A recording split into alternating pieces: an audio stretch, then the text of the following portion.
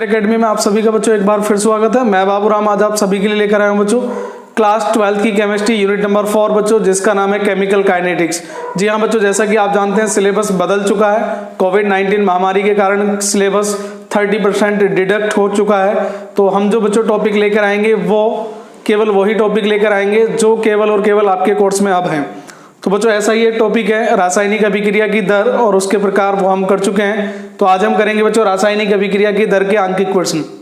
तो बच्चों जो आज हम आंकिक प्रश्न करने वाले हैं बच्चों, वो या तो एनसीईआरटी की एक्सरसाइज के होंगे या बच्चों प्रीवियस ईयर के बोर्ड एग्जाम के क्वेश्चन होंगे। ठीक है, तो जैसा कि बच्चों आप देख पा रहे हैं आपके सामने क्वेश्चन है, एक अभिक्रिया है R-P। इस अभिक्रिया के लिए अभिकारक की सांद्रता 0.06 m का मतलब क्या था बच्चों, मोलैरिटी, यानी कि सांद्रता से 20 मिनट में घटकर 0.02 m हो जाती है। अभिक्रिया के औसत वेग की गणना कीजिए। ये बच्चों बोर्ड एग्जाम में ऑलरेडी आ चुका है, अगर आप देखेंगे तो बच्चों अभिक्रिया की दर का जो फॉर्मूला था आप जानते हैं, अभिक्रिया की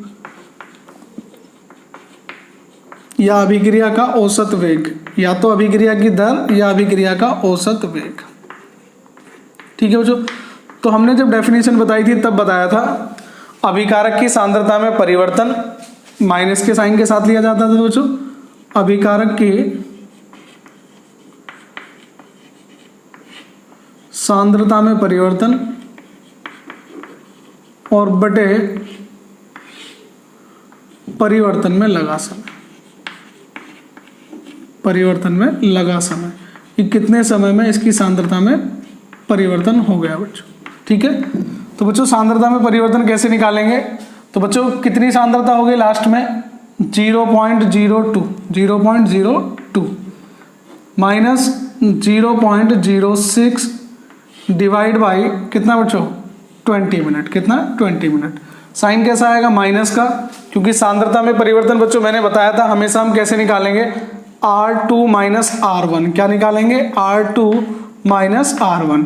तो बच्चों R2 कितना था, चेंज कितनी हो गई 0.02 m, तो 0.02 माइनस 0.06।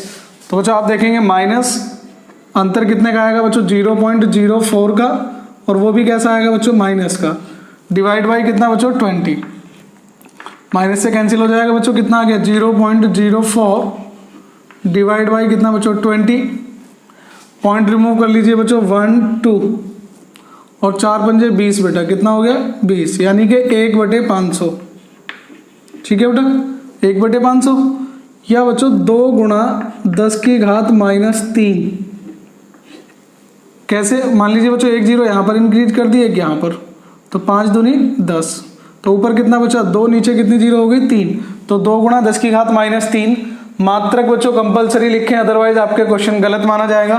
तो बच्चों सांद्रता क्या थी, मोलरता थी। मोलरता का मात्रक क्या होता है, मोल लीटर इनवर्स। क्या होता है, मोल लीटर इनवर्स या मोल प्रति लीटर। ठीक है, और समय किस में था बच्चों, मिनट में, तो मैंने मिनट में ही रहने दिया। ठीक है बेटा, सेकंड में चेंज करने की कोई रिक्वायरमेंट नहीं है। तो अभिक्रिया की दर कितनी आ गई बच्चों, 2 गुणा 10 की घात -3 मोल लीटर इनवर्स और मिनट इनवर्स। ठीक है बच्चों, तो आइए चलते हैं नेक्स्ट क्वेश्चन की तरफ। आई होप बच्चों ये आपको क्वेश्चन समझ में आ गया होगा, बोर्ड एग्जाम में बच्चों आ चुका है आपसे 2 साल पहले। तो नए क्वेश्चन की तरफ चलते हैं बच्चों। तो बच्चों नेक्स्ट क्वेश्चन जो क्वेश्चन नंबर 2 है आपके सामने है, अभिक्रिया A+2B गिव्स 3C के लिए किसी क्षण पर C के बनने की दर 10 की घात -2 mole litre inverse second inverse हो तो उसी क्षण पर A और B के विलुप्त होने की दर ज्ञात कीजिए। बच्चों ये क्वेश्चन एग्जाम में तो नहीं आया, लेकिन डिफरेंट है थोड़ा सा, और ऐसा हमने पढ़ा भी नहीं है, तो बच्चों करना कंपलसरी है। तो देखिए बच्चों क्वेश्चन को ठीक से पढ़ने के बाद हमें ये पता चला, इस क्वेश्चन में बच्चों अभिक्रिया की दर का कोई मतलब नहीं है। क्यों नहीं है, अभिक्रिया के लिए बच्चों क्या दिया हुआ, C के बनने की दर, और क्या पूछा, A और B के विलुप्त होने की दर। इसका मतलब क्या हुआ बच्चों, हमने क्या पढ़ा था, अभिक्रिया की दर, और अभिक्रिया की दर ना तो इसमें पूछी है और ना ही दी हुई है, लेकिन बच्चों यूज जो होगा अभिक्रिया की दर ही होगा।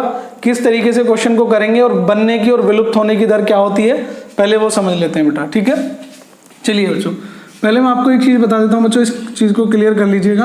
मान लीजिए कोई रिएक्शन है बच्चों, A+2B गिव्स 3C, मान लीजिए बच्चों यही रिएक्शन है ऊपर।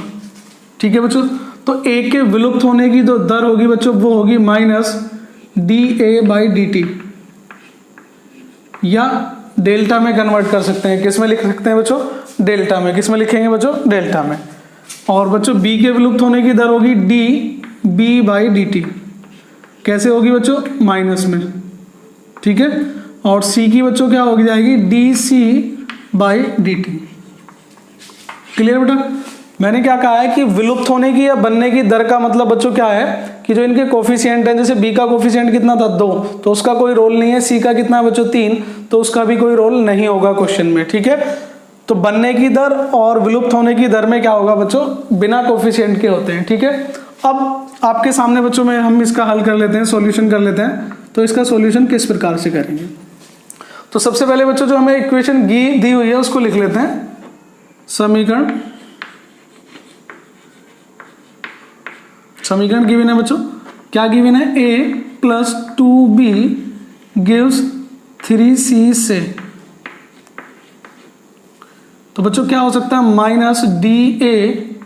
-dA/dt अभिक्रिया की दर होगी बच्चों a के रेस्पेक्ट में = -1/2 dB/dt होगा।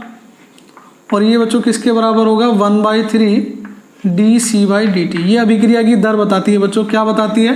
कि चाहे तो आप अभिकारक के केस में ले लें या उत्पाद के केस में ले लें, ये सारी चीजें, ठीक है बच्चों। तो समीकरण से dA/dt 1/2 dB/dt, ठीक है बच्चों, और 1/3 dC/dt, ये तीनों क्या होंगे बच्चों? बराबर होंगे, क्योंकि अभिक्रिया की दर बच्चों तीनों के लिए बराबर होगी अभिक्रिया की दर से। तो अभिक्रिया की दर बच्चों जब बताई थी निकालना, तो ये बताया था a के रेस्पेक्ट निकाल लीजिए, b के या c के, तीनों इक्वल होती हैं, ठीक है बच्चों। लेकिन आपको गिवन क्या है बच्चों? दिया है, क्या दिया है बच्चों? c के बनने की दर। क्या दिया हुआ है? c के बनने की दर, ठीक है बच्चों। अब c के बनने की दर क्या होगी? दिया है c के बनने की दर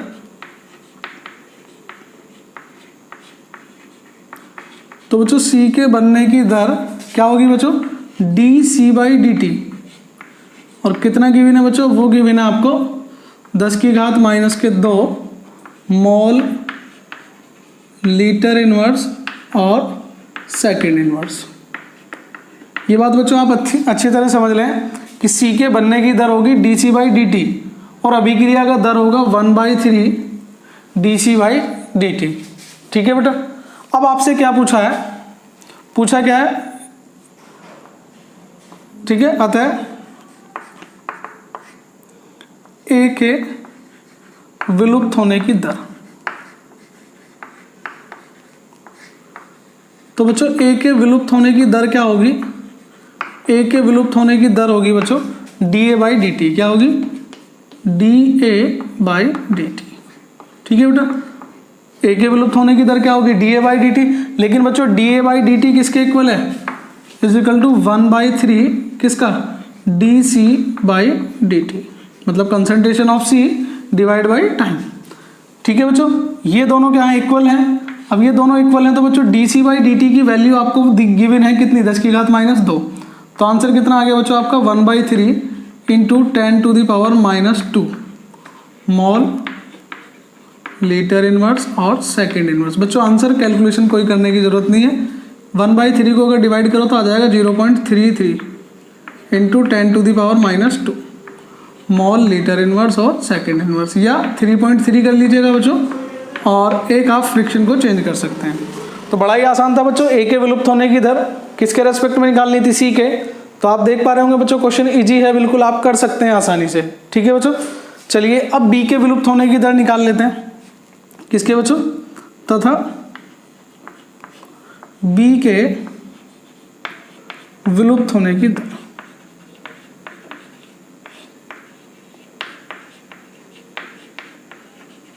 बेटा b के विलुप्त होने की दर क्या होती है? b के विलुप्त होने की दर होगी -1/2 dB/dt। सॉरी बच्चों, b के विलुप्त होने की दर होगी dB/dt, ठीक है बेटा। क्लियर यहाँ तक? अब dB/dt निकालना आपको कहाँ से? या तो यहाँ से निकाल सकते हैं बच्चों, या यहाँ से निकाल सकते हैं। कैसे? आपको dB/dt निकालना है, ये भी आपको मालूम हो गया dA/dt, और dC/dt भी हो गया। किसी से भी आप फाइंड आउट कर सकते हैं। चलिए बच्चों मैं उसी डाटा को यूज कर रहा हूँ जो गिवन था, ठीक है। b के ये दर होगी तथा बेटा पिटसन से क्वेश्चन से गिवन है 1/2 dB/dt is equal to 1/3 dC/dt। यहाँ तक क्लियर बेटा। अब यहाँ से क्या निकालना है, dB/dt, dB/dt किसका बेटा, माइनस का, सॉरी बेटा। तो ये 2 जो है बच्चों ये कहाँ पहुँच जाएगा ऊपर, तो कितना हो जाएगा 2/3 और dC/dt, ठीक है बेटा। अब dC/dt हो गया, तो dC/dt की वैल्यू गिवन थी, कितनी थी बेटा 10 की घात -2, 10 की घात -2। तो ये आ जाएगा बच्चों आपका 0.66 या 67 कर लीजिएगा बच्चों, 0.66 इंटू 10⁻⁻² मॉल लीटर इनवर्स और सेकंड इनवर्स। तो बच्चों ये आप ध्यान रखेंगे इस क्वेश्चन के माध्यम से। मैंने बताया बच्चों कि अभिक्रिया का मतलब किसी भी प्रोडक्ट के बनने की दर या विलुप्त होने की दर, मतलब उसके डिक्रीज होने की दर जो है, उससे अभिक्रिया की दर का केवल एक ही संबंध है कि ये फॉर्मेशन बन जाता है, कॉन्सेप्ट क्लियर हो जाता है। अदरवाइज बच्चों कई बार क्वेश्चन आ सकता है कि अभिक्रिया की दर ना पूछी जाए और ए या बी या सी के विलुप्त होने की दर पूछी जा सकती है, ठीक है बच्चों। क्योंकि ऐसा एक क्वेश्चन बच्चों एनसीईआरटी में भी गिवन था, तो वहां से आप कर सकते हैं। तो चलिए बच्चों चलते हैं नेक्स्ट क्वेश्चन की तरफ।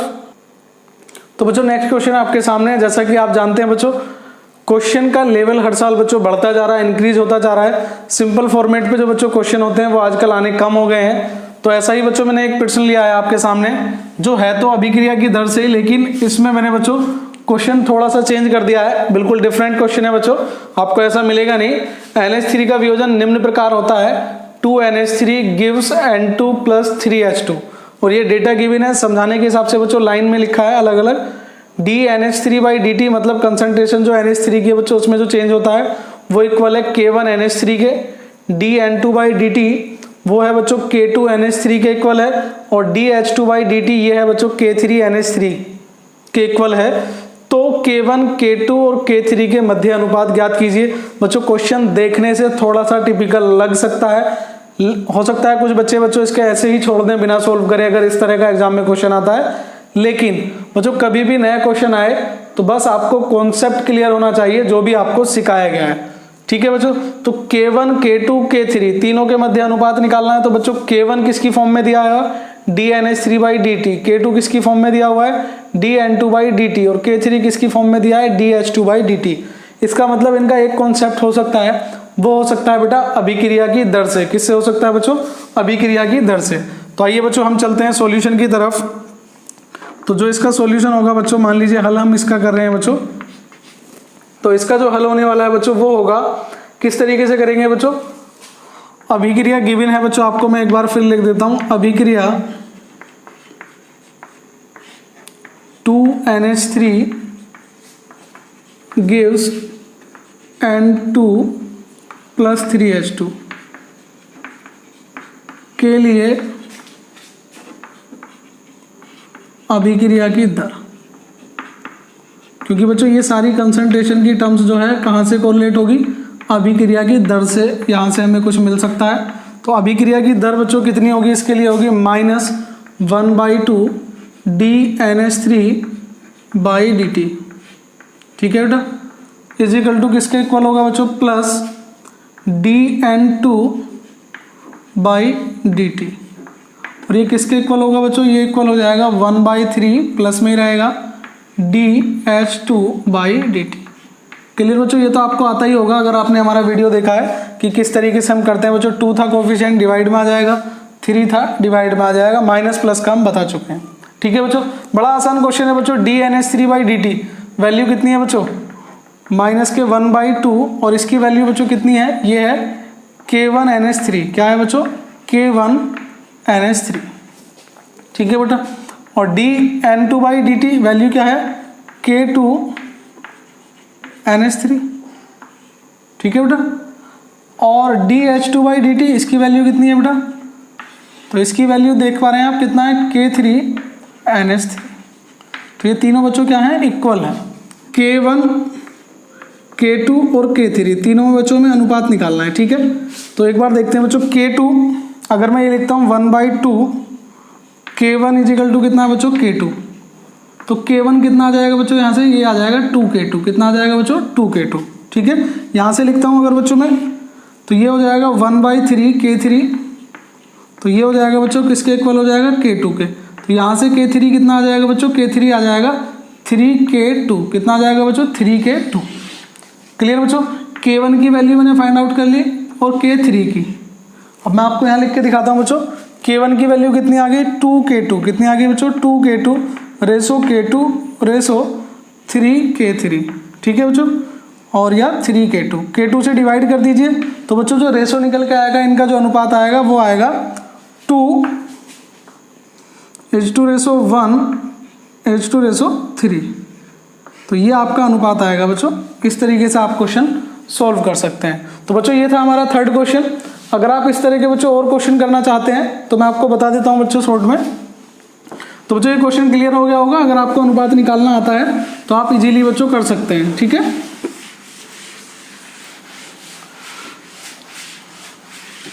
ठीक है बेटा, अनुपात आप एक बार निकाल लीजिएगा। और एक दो क्वेश्चन बच्चों मैं आपको बता देता हूं। तो अगर आप बच्चों क्वेश्चन करना चाहते हैं तो मैं आपको एक सिंपली क्वेश्चन देता हूं जिस तरह के एग्जाम में पूछे जाते हैं। अभिक्रिया है बच्चों आपके पास में A + B गिव्स 2C। यह अभिक्रिया बच्चों A + B गिव्स 2C। और बच्चों A के विलुप्त होने की दर दी गई है। A के विलुप्त होने की दर,